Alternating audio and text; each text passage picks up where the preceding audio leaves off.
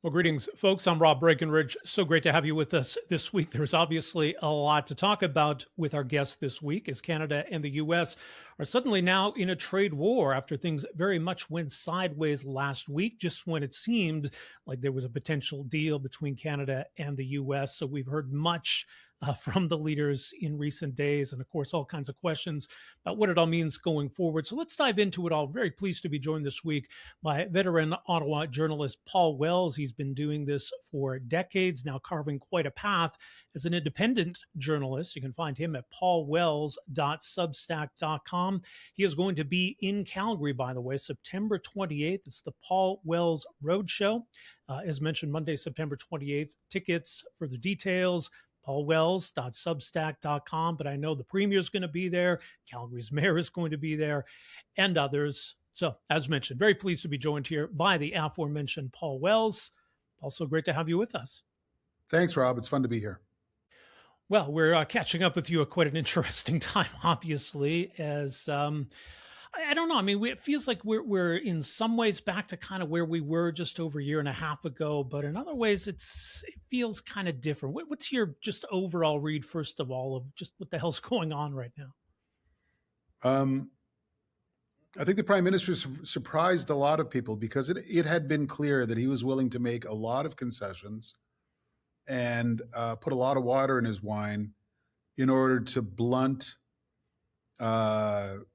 the American tariff attack, the Donald Trump's tariff attack.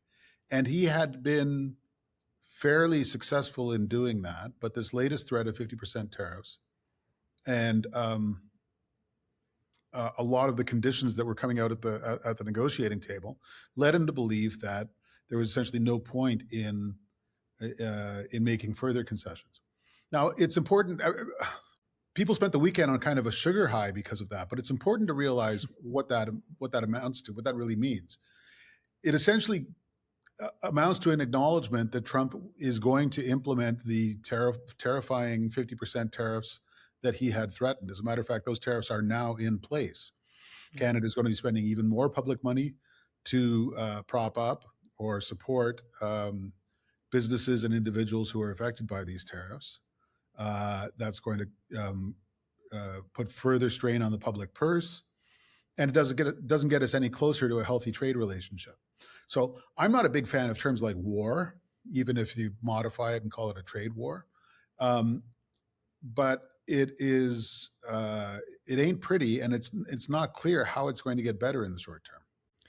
Yeah, that's the thing. I mean, I think part of the question, I guess, when we look at how Canada's responding is what we hope this is going to lead to. Like last week, it seemed like the hope was that we could work something out here, that maybe it wasn't going to be ideal, wasn't going to be perfect, but at least we could try to maintain some modicum of a trading relationship with the United States. This feels different now. And I mean, is the goal ultimately to try to convince the Americans to come back to the table? And if so, is this the best path to that? I believe now the goal is to hope that the markets and U.S. public opinion essentially force the president to reconsider. He has often done that when markets react badly to his actions, or when he finally meets somebody who's not willing to knuckle under. But Canada, as such, has limited leverage. It's going to have to be border state governors and senators. It's going to have to be the polls, and especially it's going to have to be the stock market. I mean, as we're speaking today, the several cabinet ministers have identified both the nature of the counter tariffs that Canada envisages and the nature of support for Canadian businesses that's going to have to be needed because they're going to be hurt by the existing tariffs and by the counter tariffs. That's the thing that might persuade more American decision makers that Carney means this and that we plan to settle in for a long conflict, and that the best way to get ahead is to shorten the conflict by reducing some of the American demands. The timing is handy. We're now several weeks away from U.S. midterm elections, where it's going to be very difficult for the president and for the Republicans, and so there's leverage that Canada doesn't always have right now. I think right for now, there's sort of broad public support. There's this once again, we're kind of rallying around the flag, rallying around the government as they get set to take on the Americans and the obvious villain in this narrative. But at the same time, do we really know what went wrong here? Why things went sideways? Is this a very clean narrative that we were being reasonable and the Americans changed things at the last minute or made crazy demands? Or do we really have a good understanding of what went down last week? To my mind, not good enough. And I wish that there were a speech to a recalled parliament by the prime minister, or some kind of white paper establishing the terms of this conflict. I mean, if not the publication, or the publication of the actual negotiating documents, which any negotiating party is sensitive to that sort of thing becoming public, even after the fact. Some sort of fuller accounting. It's obvious that the Prime Minister's press conference on Saturday impressed a lot of people. The first wave of polling by Angus Reid suggests that there's broad support for what the government is doing. But come on, you don't get into a situation as dire as the one we're in with a half dozen agile answers at a scrum.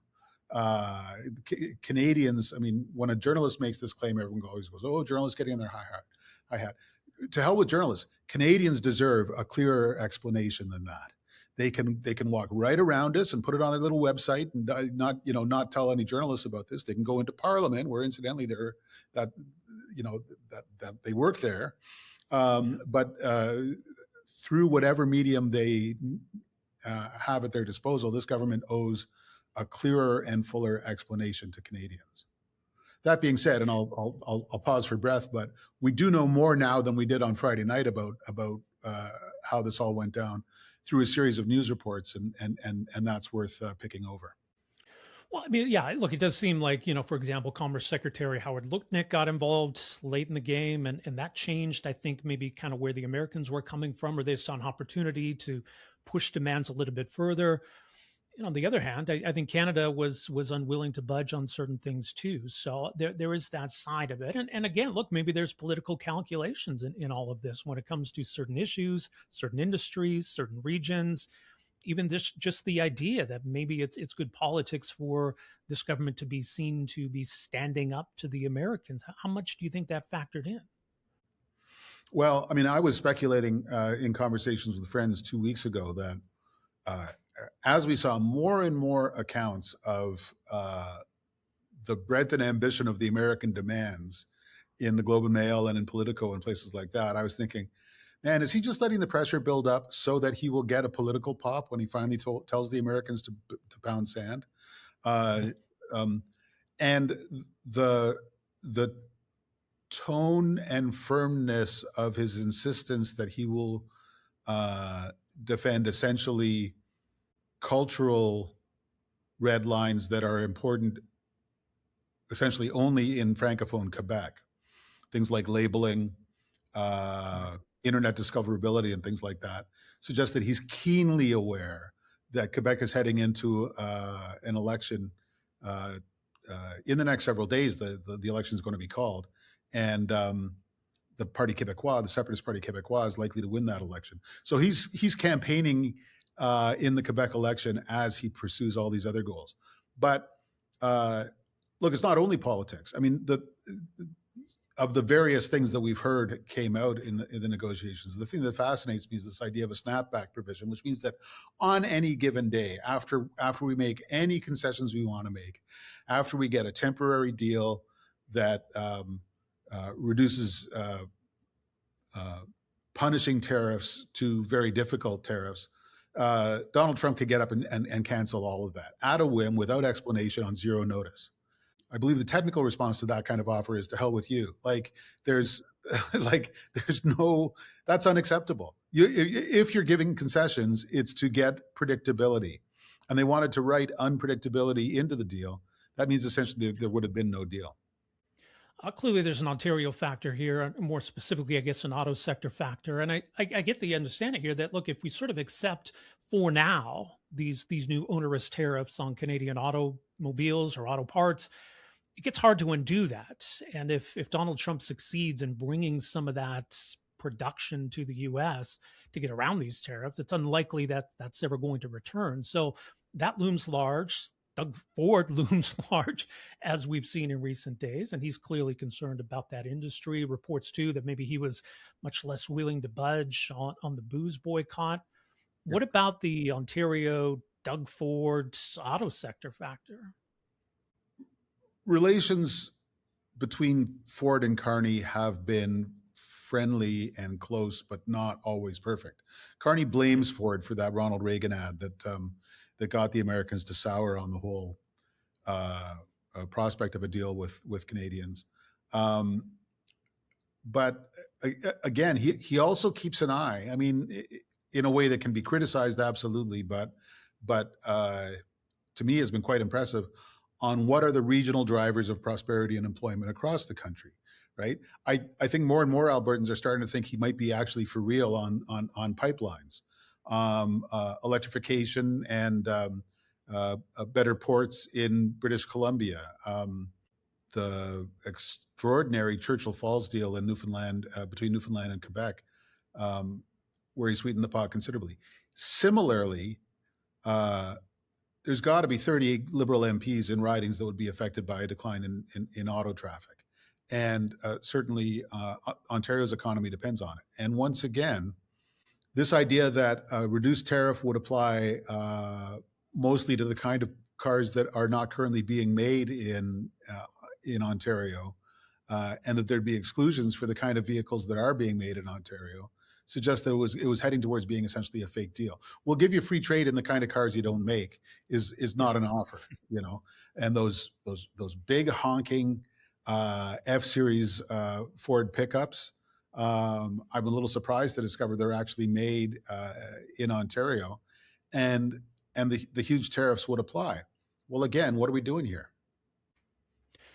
Put him on Carney, and you made the point about whether this is too much of a one man show. And look, I mean, obviously, this the Liberals are in power because of Mark Carney. He's very much the face and the brand at the moment. And I think they've also kind of set up this dynamic where if we make progress, well, he's the guy to get a deal. If things go sideways, well, he's the guy to stand up to Donald Trump. Like they sort of win either way in that political sense. But it's become too much of a one man show, especially since we sort of point to the White House and say, look, it's just Donald Trump doing what Donald Trump wants to do. It's more of a one man show than I would like. And I get the impression that they're sort of aware of this in the Prime Minister's office. So that on Tuesday, it was Patty Haidu and Francois Philippe Champagne and Melanie Joly who announced the support for workers, while Carney publicly took a day off, although we're already hearing that uh, he's working even though he has no public events. Share the burden. And some of these cabinet ministers have certain talents. Um, it's wise of them to show these people off a little bit when they can. But stakeholders are concerned that they haven't been hearing much. He announced a very large consultative committee on Canada-U.S. relations with people like Aaron O'Toole, Cameron Bailey, the director of the Toronto Film Festival, and a few dozen other people. Well, the consultation amounts to every several weeks he tells them how it's going. Well, I'm not sure that's full of satisfaction for the people who are on the committee, let alone for the constituencies that they represent. And here, I think we're seeing that Carney was a central bank governor for most of the kind of peak years of his career before politics. And central bank governors don't get hounded day to day to explain what they're doing. When they feel like, usually on a quarterly basis, they deliver trend reports. They decide what's in those reports. It's closely scrutinized by people in the financial sector, but if you're used to that, then the rough and tumble of politics, I think, can feel a little jarring. And I think it makes some sense to hold this information closely while you're in the negotiation. But by the same token, once you exit the negotiation, you should be a lot more forthcoming about what led you to that decision. Yeah. Pierre Poilievre on Tuesday said that he had spoken with the Prime Minister, that they support Canadian response to all of this, but also making the case that we need much more in terms of some economic incentives to try to make up for the impact of this trade war. It's an interesting dynamic right now, I think, for Pierre Poilievre and the Conservatives. This is not the political backdrop that they want. Obviously, this in many ways is what derailed them last year. But I think within the Conservative Party, even within conservatism more broadly in Canada, there's kind of a divide, a sense that do we back the government here, or do we want to see the government fall on its face? There's maybe some degree of sympathy too for Donald Trump and MAGA that exists in some corners. What do you make of the political challenge that this means for Conservatives, and how you think Pierre Poilievre has been navigating this so far? I think Poilievre has performed better over the last several days than he had been performing for a while. So he's not pretending that something else is going on that would be more pleasant for him to talk about, as he has sometimes done, and as opposition leaders in general often prefer to do. Never mind that. What about, I don't know, fisheries? He has understood that while public opinion in the current Conservative voting bloc is divided, all the growth for the Conservatives is with people who don't like Donald Trump, people who don't like the position that Canada's been in these negotiations, and have sympathy for a government that's trying to deal with that. And so he's not playing to those elements of the Conservative coalition that think Trump is great and that Canada was wrong walking into this. Obviously, he's got limited bandwidth. He's not getting a lot of attention. And for once, he's kind of zen about that, and he's not trying to get a lot more. And then there's a whole cottage industry of people who are like beside themselves at what Jamil Javani is doing, prowling around with JD Vance, suggesting that essentially this is Canada's fault and that we should try and be better Americans. I think that's a sideshow. I don't have perfect insight into the thinking of everybody in the Conservative caucus, but I know of no Jamil Javani admirers in the federal Conservative caucus in Ottawa. Zero. He does what he does. I think people should worry less about it. What was interesting to see, there was another Conservative MP who had posted kind of a broadside against Javani and then quickly deleted that. We heard JD Vance, this audio last week where he praised Jamil Javani and sort of kind of dismissed Pierre Poilievre. I don't know what that means for internal dynamics. I don't know if anyone's angling for Pierre Poilievre's job. But as you say, is that maybe more of a sideshow or distraction, or how much is there? I mean, I'm still trying to figure out how much influence JD Vance has in Washington, let alone Jamil Javani in Ottawa. Vance has shown himself to be reasonably skilled at saying whatever the moment requires, in ways that don't usually get him a lot of applause. It's fun to watch the reactions when he thinks he's being funny of the people behind him. They don't often laugh. He's like, here's this guy. He's learned the lines, but he's learned the lyrics, but I'm not sure he's got much of the music in him. And so it was striking that he mentioned Javani in that fundraiser last week in New York, in the Hamptons in New York. Incidentally, to get into that fundraiser, you had to pay. Politico covered it not as a Canada-U.S. thing, but as a Republican money thing. Donors had to pay $100,000 to get into that room and $250,000 to stay for dinner.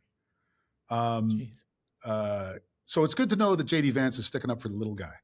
No kidding. And if somebody said flattering things about me at an event like that, I'm not sure how I would feel about it. Like, this is the fattest fat cats in the United States who are going to get some gossip from JD Vance. And I'm pretty sure that when he started talking to them about Jamil Javani, they didn't think, boy, I'm getting my money's worth tonight. I think they're going, who the hell is that? So that's the very long way around to saying what I should have said in immediate response to your question, which is, I think the only personality that really matters in this administration is Donald Trump. And in Washington, they're all trying to figure out what will please him, and they're trying to anticipate his next whim. And that's the way he deals with state governments. That's the way he deals with Republicans in Congress and the Senate, is you have to utterly abase yourself to the guy who brought this movement to power. And it turns out that was what was on offer to Canada at the trade table, and Canadians can draw their own conclusions about whether we should have accepted that. We mentioned Doug Ford, who's clearly been doing the opposite this week. It was another phone call of note, though. It's an interesting kind of contrast between Ontario's premier and Alberta's premier, who, as we mentioned, is going to be part of the Paul Wells Road Show in September. Your thoughts on kind of where Danielle Smith fits in here? And there's this narrative that's kind of been constructed that maybe she's not on Team Canada, that, Doug Ford and this let's go to the mattresses kind of Godfather approach is Team Canada. I don't know. First of all, is that unfair? Yeah, I mean, I'm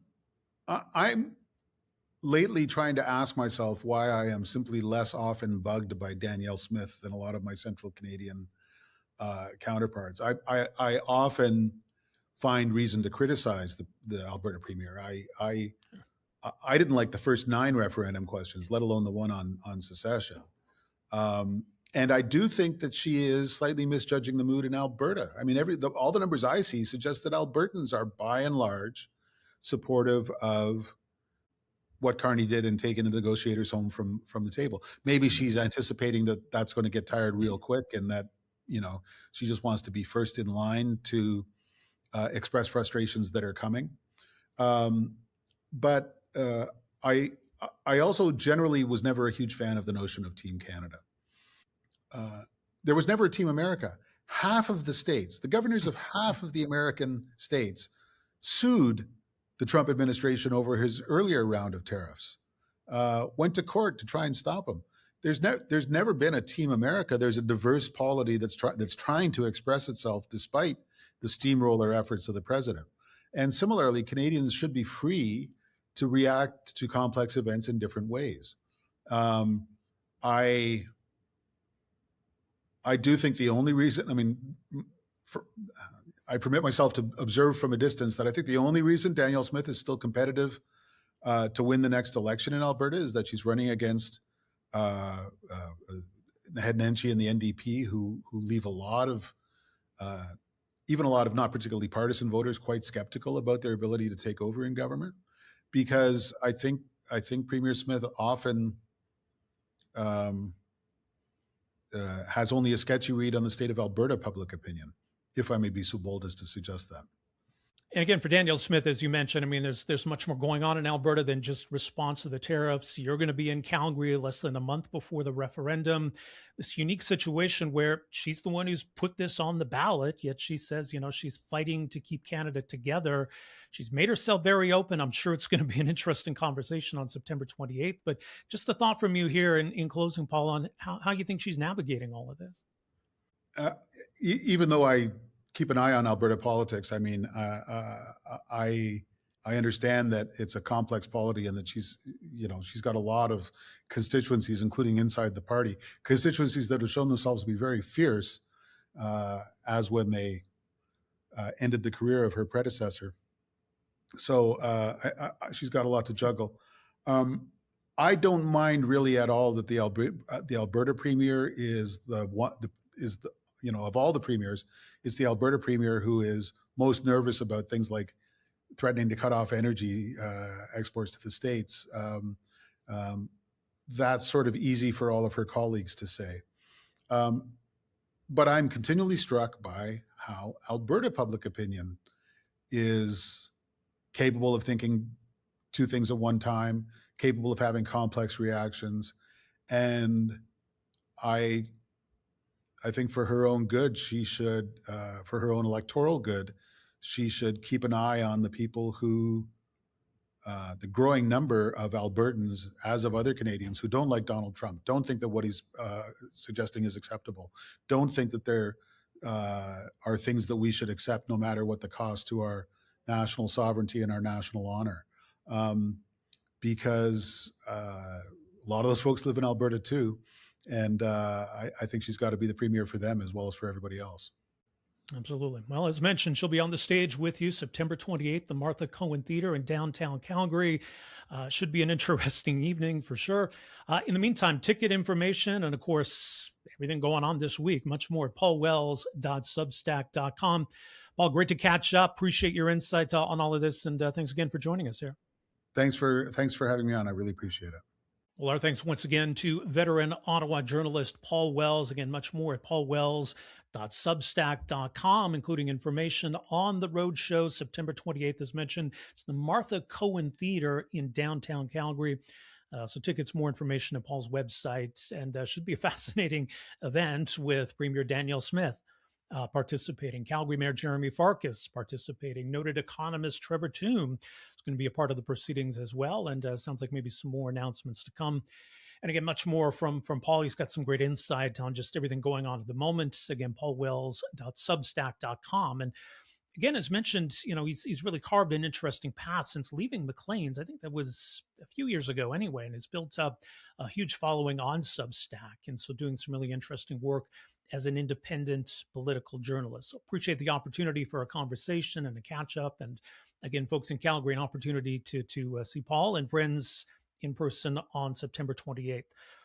So yeah, as we discussed, as we were recording that conversation on Tuesday morning, we're getting the announcement from the federal government as to what I guess will be dollar for dollar tariffs, counter tariffs, that is. The Prime Minister this week had sort of hinted that maybe it was going to be a little more strategic or targeted, but I guess that's not the case. $27.6 billion worth of American goods to match the total of what the American tariffs will apply to, matching those rates as well from 15 all the way up to 50%. And sort of some targeted supports for businesses, nothing too substantial. And I think really what this government's going to need to focus on is beyond just, sort of tit for tat or retaliation or counter tariffs, what more are we going to be doing to try to make up for the damage that this is all going to inflict? What's the broader economic strategy here to ensure that Canada is still competitive, that we're still attracting investment?